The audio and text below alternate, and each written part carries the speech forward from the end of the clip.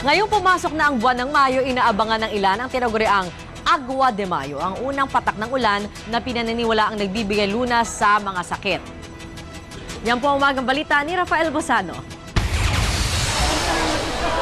Sa ilalim ng mga trapal nagtitiis ang mga residente sa Caloocan City higit isang linggo matapos silang masunugan. Pero mas pinalala ang kanilang kondisyon dahil sa tindi ng init ng panahon. Si Aling Marlene nangangamba na sa mga sakit na posibleng makuha ng kanyang anak. Kaya naman balak niyang paliguin ng bata sa Agua de Mayo o ang unang patak ng ulan sa buwan ng Mayo. Paniwala niya kasi nakapagpapagaling ang Agua de Mayo ng mga sakit. Kasi yung mother ko, since na hindi pa siya namamatay, talagang ganun yung sinasabi niya.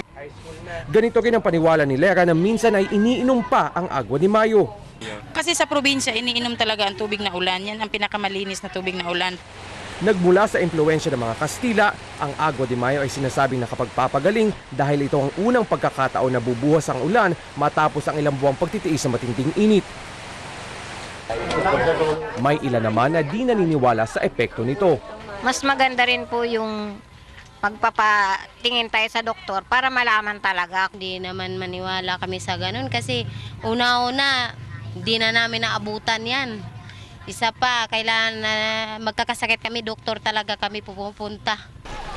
Ayon sa mga eksperto, walang patunay ng Agua de Mayo ay nakapagpapagaling ng mga karamdaman at maaaring ito pa mismo ang magdulot ng iba't ibang klase ng sakit. May mga report na lumalabas scientifically and even sa Pag-asa na ang rainwater hindi totally clean yan. So napakadelikado na ma-expose ang mga tao dyan kasi baka magkasakit pa. Hindi ko po kayo ina-advise na uminom nito. Wala po scientific evidence na makakabuti po para sa kalusugan ng mga tao.